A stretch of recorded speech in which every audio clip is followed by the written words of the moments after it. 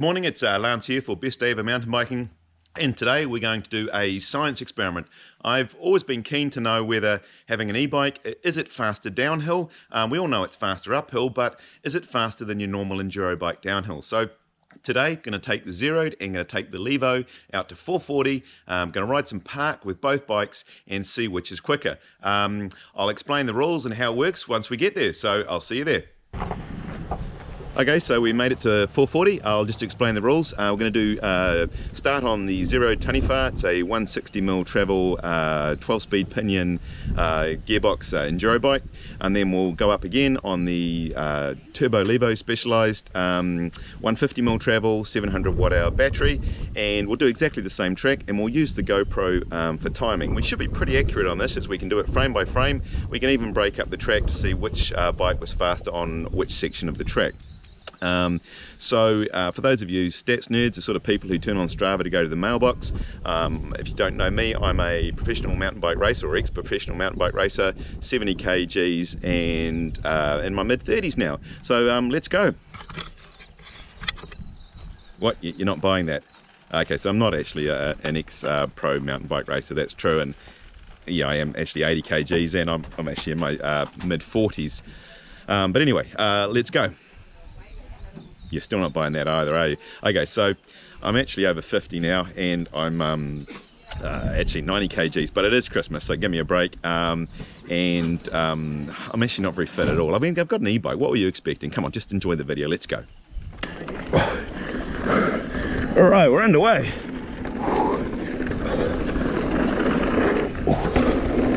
Okay, so we've lined up both bikes exactly frame by frame, so we can compare them directly on their way down the track. I've written in the bottom right hand corner the name of the bike that is currently in the main frame, just to make it a little bit clearer. I know, I'm slow. I'm trying though. Gonna be tired by the time I get to the bottom.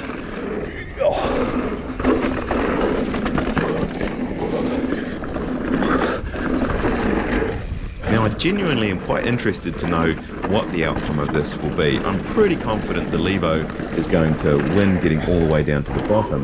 The question is, will it be faster on all the stages? So the way I'm going to do this is time the two bikes over different sections of the track, and then we'll reset them at the beginning of each section, so we can directly compare them. Oh my god.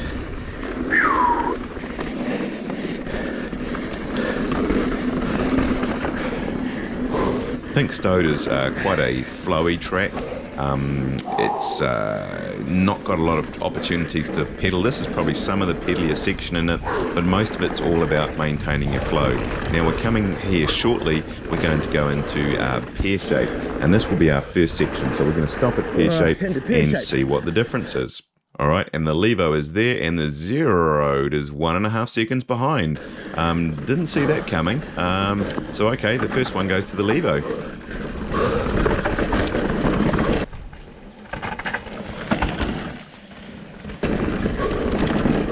Now, if you're wondering how I got the extra footage, I used my Red Bull film crew to do that. And when I say Red Bull film crew, I really mean Zach. I just promised him a can of Red Bull.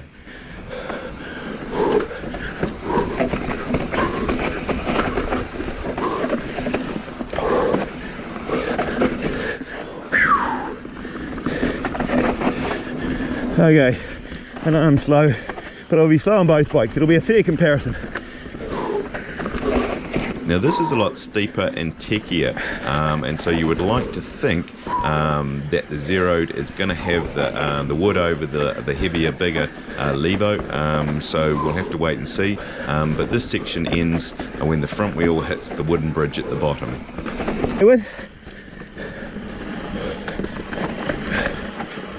Looks kind of weird when the two bikes are racing each other. They're pretty close though, I think. Look at that, that's identical.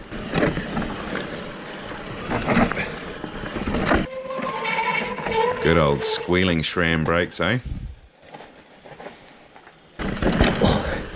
Fairly steep. Oh yeah, this one's going to be really close. Can't quite pick it at this stage.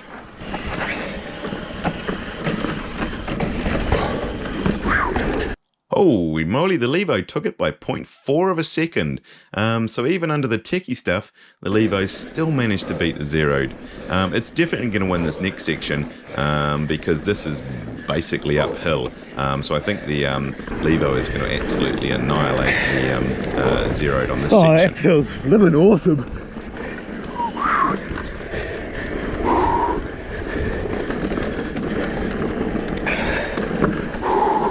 Now, this film isn't sped up. This is just what it looks like when you're going uphill on an e-bike. In fact, the Levo up on the left-hand corner there is almost at the top already. There it is. It's just arrived up at the Chinese laundry. Another bit of a climb. Where's the Zerode? Still coming. It's going to get there. It's going to get there eventually. 12.2 seconds behind. That's a hiding. Okay, Chinese laundry, a jump track. Not very good at jumps, but anyway, let's see how the two bikes compare on this. Now, I haven't really done these new jumps, and so the Zerode had a slight disadvantage in that it did go first, so I might have got this bit of a hang of it by the time it came around to the Levo. Okay, but either way, let's go and see what happens.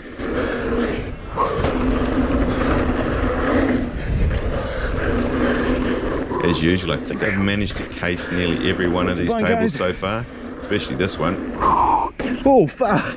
Case that as well.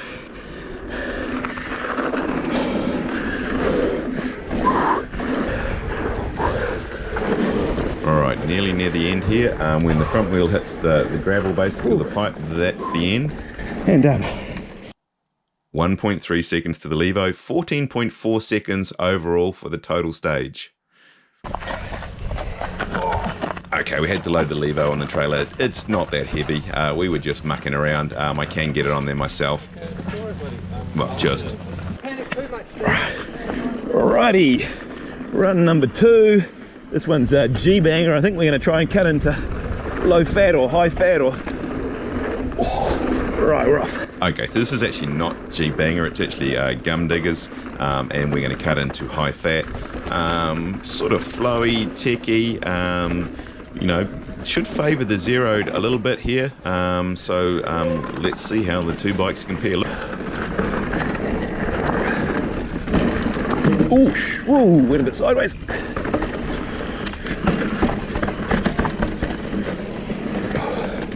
Tried to follow the same line as much as possible with both bikes to try and keep it as even as possible.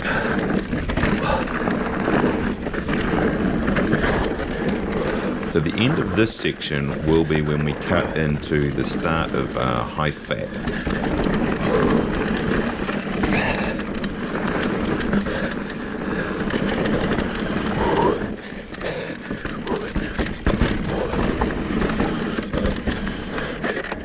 Oh, yeah.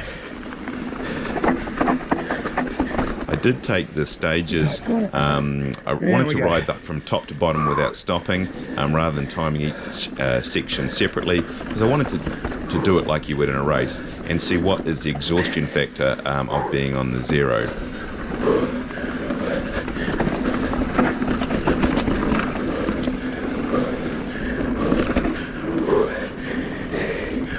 Okay, this is looking pretty close.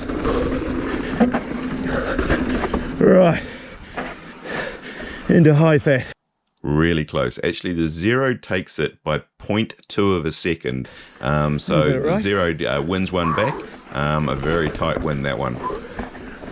Now, this is a sort of techier track, quite tight turns. Tight turns. In the dry, it's pretty good. In the wet, can be kind of slippery on some of those tree roots.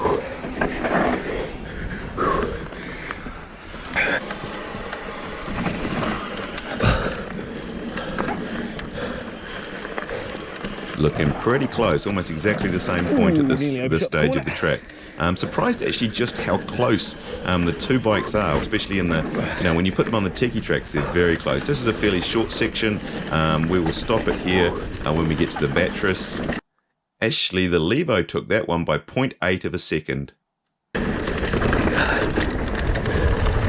This next bit is just a short piece of track, but it's flat and has a bit of a climb at the end. I figured that it was a bit unfair to compare the Zerode with the Levo. The Levo was obviously going to win this one. It was only a 30-second short sprint, but let's just say the Levo easily won it, 6.5 seconds over this tiny short bit of track. And that's quite a big gap, isn't it, for just a tiny bit of track. Alright, into low carb. This is kind of a mixture of track. It's got some quite techy bits, some quite flowy bits, some quite pedally bits. So it'll be interesting to see how the two bikes compare.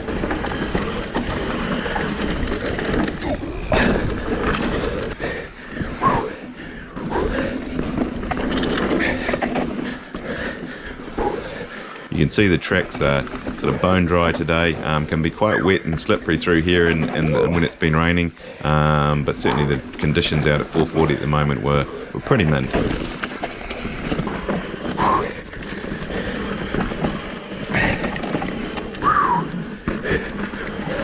So the end of this track is when the front tyre hits one of these bridges, which must be coming up fairly soon. Not that one, I think it must be the next one. Whoa, and the Levo takes that by quite a good margin. 6.5 seconds through that short bit of track. That's a bit of a hiding to the Zerode.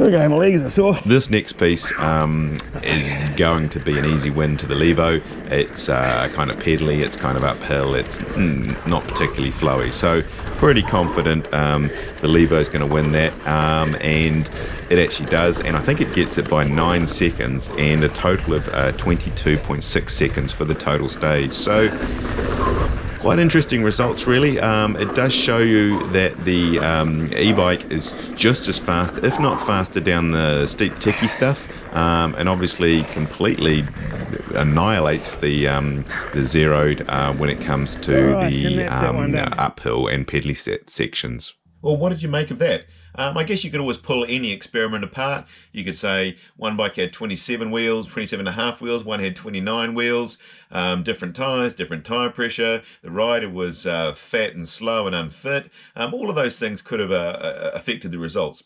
I think fundamentally, though, it's very interesting to see that the Enduro bike and the e-bike were very similar on the techie downhill trails. So if you're getting yourself an e-bike and you think, well, it's going to be fat, slow and heavy and I'm not going to have as much fun, that's clearly not the case. And if there's any climbs or uphill sections in the track, then obviously the e-bike is absolutely going to kill the typical pedal bike. If you love the video, a lot of work involved in making this one. If you're a bit of a stats nerd like me, 70% of all the people who watch my videos are not subscribed. So if you click on that subscribe logo button, that would really make my day. And there's a few guys who wanted to be in the video at the end, some young guys and an old guy. So that's what I'll finish out with, but we'll see you on the next one. It's it.